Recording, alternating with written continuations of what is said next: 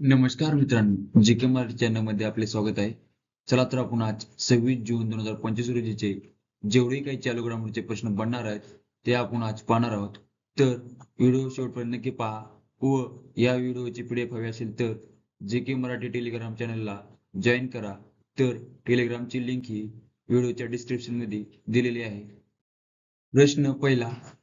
कोणते राज्य देशातील तिसरे पूर्ण साक्षर राज्य ठरले आहे?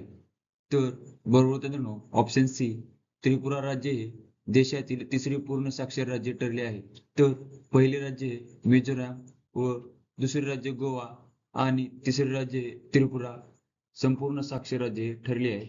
तर केंद्र सरकारच्या निकषानुसार 95% अधिक साक्षरता गाठणारी राज्ये किंवा केंद्रशासित प्रदेशांना पूर्ण साक्षर असा दर्जा दिला जातो. त्रिपुरा राज्याबद्दल माहिती पाहू. तर त्रिपुरा राज्याची स्थापना 21 जून 1972 मध्ये झाली आहे. तर राजधानी आहे आगरतळा. तसेच राज्यपाल आहेत इंद्रसेना रेड्डी. तसेच मुख्यमंत्री आहेत माणिक साहा. विधानसभा सीट आहेत 60. राज्यसभा सीट आहे 1. लोकसभा सीट आहे 2. तर क्षेत्रफळ आहे 10,491 चौरस किलोमीटर. तर महत्वाचे राष्ट्रीय उद्यान आहे बायसन राष्ट्रीय उद्यान. हे त्रिपुरा राज्यातील महत्वाचे राष्ट्रीय उद्यान आहे. तर त्रिपुरा राज्य मॅपमध्ये या ठिकाणी आहे. प्रश्न दुसरा. नाटो शिखर परिषद 2025 कोठे आयोजित करण्यात आली आहे? तर बरोबर ऑप्शन ए हेग नेदरलँड या ठिकाणी नाटो शिखर परिषद 2025 आयोजित करण्यात आली आहे. तर या परिषदेचा कालावधी आहे 24 ते 25 जून 2025 दरम्यान. तसेच या देशातील पहिल्यांदाच नाटो परिषद आयोजित करण्यात आली आहे. तर नाटो बद्दल माहिती पाहू. नाटोची फुलफॉर्म आहे नॉर्थ अटलांटिक ट्रेटरी ऑर्गनायझेशन. तर स्थापना झाली आहे 4 एप्रिल 1949 मध्ये. मुख्यालय आहे ब्रुसेल्स बेल्जियम या ठिकाणी. तसेच 32 सदस्य देशांपैकी 30 युरोपियन आणि 2 उत्तर अमेरिकेत आहेत. तसेच नाटोचे सरचिटणीस आहेत मार्क रूट आणि नाटो लष्करी समितीचे अध्यक्ष आहेत जुसेप्पे कावे ड्रॅगोन. प्रश्न तिसरा. आरालम वन्यजीव अभयारण्य हे देशातील पहिले फुलपाखरू अभयारण्य बनले आहे. तर हे कोणत्या राज्यात आहे? तर बरोबर मित्रांनो, ऑप्शन बी केरळ या राज्यामध्ये आरालम वन्यजीव अभयारण्य हे पहिले फुलपाखरू अभयारण्य ठरले आहे. तर आरालम वन्यजीव अभयारण्याचे नाव बदलून आरालम फुलपाखरू अभयारण्य असे करण्यात आले आहे. तर हे संपूर्णपणे फुलपाखरांना समर्पित भारतातील पहिले संरक्षित जंगल बनले आहे. तर या अभयारण्यामध्ये फुलपाखरांच्या 266 प्रजाती आहेत. तर यापैकी 6 प्रजाती वन्यजीव संरक्षक कायद्याच्या अनुसूची 1 मध्ये सूचीबद्ध आहेत. तर 40 प्रजाती या अनुसूची 2 मध्ये आहेत. हे अभयारण्य फुलपाखरांच्या स्थलांतरासाठी एक महत्वाचे केंद्र आहे, जे की दुर्मिळ आणि नयनरम्य दृश्ये प्रदान करते. केरळ या राज्याबद्दल माहिती पाहू. तर केरळ राज्याची स्थापना झाली आहे 1 नोव्हेंबर 1956. राजधानी आहे तिरुअनंतपुरम. राज्यपाल आहेत राजेंद्र आर्लेकर. मुख्यमंत्री आहेत पिनराई विजयन. तसेच विधानसभा सीट आहेत 140. राज्यसभा सीट आहेत 9. लोकसभा सीट आहेत 20 व क्षेत्रफळ आहे 38,863 चौरस किलोमीटर. तसेच महत्वाचे राष्ट्रीय उद्यान आहेत एरविकुलम राष्ट्रीय उद्यान, सायलेंट व्हॅली राष्ट्रीय उद्यान, अनामुडी शोला राष्ट्रीय उद्यान, पपांडुम शोला राष्ट्रीय उद्यान, पेरियार राष्ट्रीय उद्यान, मथिकेटन शोला राष्ट्रीय उद्यान. हे 6 केरळ राज्यातील महत्वाचे राष्ट्रीय उद्यान आहेत. तसेच केरळ राज्य मॅपमध्ये या ठिकाणी आहे. प्रश्न चौथा. जागतिक पोलीस क्रीडा स्पर्धा 2025 कोठे होणार आहे? तर बरोबर मित्रांनो, ऑप्शन बी अमेरिका. अमेरिकेतील बर्मिंगहॅम या ठिकाणी जागतिक पोलीस क्रीडा 2025 ही होणार आहे. तर या स्पर्धेची तारीख आहे 27 जून ते 6 जुलै या दरम्यान ही स्पर्धा ही होणार आहे. तर या स्पर्धेत 8,500हून अधिक खेळाडू आणि 70हून अधिक देशांतील लोक या स्पर्धेत सहभागी होण्याची अपेक्षा आहे. तर अमेरिका या देशाबद्दल माहिती पाहू. अमेरिका या देशाची राजधानी आहे वॉशिंग्टन DC. चलन आहे अमेरिकन डॉलर. अध्यक्ष आहेत डोनाल्ड ट्रम्प व उपाध्यक्ष आहेत JD व्हॅन्स. तसेच अमेरिका या देशाचे क्षेत्रफळ आहे 37,96,742 चौरस किलोमीटर. प्रश्न 5वा. SDG निर्देशांक 2025 मध्ये भारताने 167 देशांमध्ये कितवा क्रमांक पटकावला आहे? तर बरोबर ऑप्शन सी 99वा क्रमांक हा एक आपल्या प्याऱ्या देशांनी पटकावला आहे. तर संयुक्त राष्ट्रांनी 2015 मध्ये शाश्वत विकास ध्येय SDG स्वीकारली, ज्यामागील संकल्पना अशी होती की पृथ्वीचे रक्षण करताना कोणतीही व्यक्ती एकूण विकास प्रक्रियेत मागे राहू नये. ही उद्दिष्टे 2030 पर्यंत पूर्ण करण्याचे लक्ष्य ठेवले आहेत. तर राष्ट्राच्या शाश्वत विकासात उद्दिष्टे ही एकूण 17 उद्दिष्टे आहेत. तर 167 देशांपैकी आपला प्यारा भारत देश हा 99व्या स्थानावर आहे. तर पहिले 3 देश पाहू. पहिला देश आहे फिनलंड, दुसरा देश स्वीडन व तिसरा देश आहे डेन्मार्क. प्रश्न 6वा. आशियाई पॅरा बॅडमिंटन चॅम्पियनशिप 2025 चे आयोजन कोठे करण्यात आले आहे?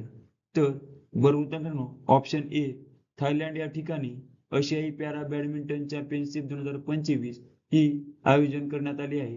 तर आयोजनाची तारीख होती 17 ते 22 जून 2025 दरम्यान ही स्पर्धा किंवा चॅम्पियनशिप ही आयोजित करण्यात आली होती.